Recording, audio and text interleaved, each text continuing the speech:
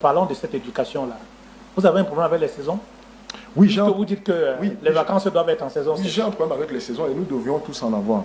Parce que nous ne réalisons pas à quel point nous baignons toujours dans un système néocolonial. Vous proposez que ce soit la rentrée janvier? Dans tous les pays du monde, les grandes vacances ont lieu pendant les saisons sèches. Et il y a des raisons pour cela.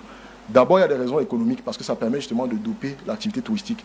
C'est pendant les grandes vacances que les enfants et les parents circulent à travers le pays. Ensuite, il y a justement des questions d'adaptabilité au climat, comme j'aimerais le dire. Nous avons des vacances en saison des pluies qui correspondent à un système colonial qui voulait que les administrateurs coloniaux qui étaient chez nous prenaient leurs vacances pendant la période qui correspondait à l'été chez eux pour aller passer du temps avec leur famille. Et nous avons gardé ce calendrier qui ne fait absolument aucun sens. L'année scolaire doit commencer à la mi-janvier.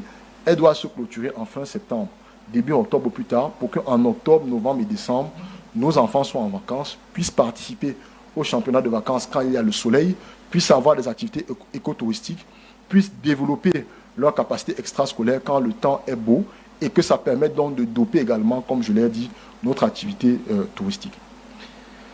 Est-ce que vous avez tenu compte des changements climatiques? Oui. Et je vais vous dire que quelle que soit la région du Cameroun... Il pleut maintenant en saison sèche aussi. Oui, mais ce n'est pas grave. Mais il s'agit d'avoir les saisons pendant lesquelles on a la pluviométrie les plus basses.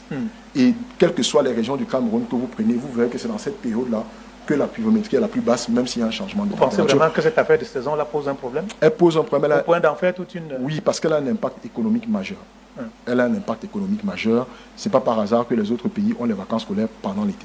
Est-ce que ce n'est pas une façon aussi pour vous de venir transposer ce que vous voyez ailleurs, notamment dans les pays côtiers? C'est justement une façon de transporter la logique que tout le monde devrait avoir. Nous, on suit les autres. Pourquoi est-ce que nos vacances devraient être calquées sur les réalités économiques et climatiques des autres? Parce que nous sommes justement dans une logique, comme je l'ai dit, encore d'endormissement néocolonial, où nous ne réalisons pas que, pour vous parler de l'impact économique, nous ne réalisons pas que notre économie a été basée pour que nos pays continuent d'être des réservoirs de matières premières pour les autres. Et donc, tous ces calendriers-là correspondent exactement à cette logique-là. Il faut s'en libérer. Il faut que, pour une fois dans notre histoire, les Camerounais conçoivent leur pays à partir de zéro.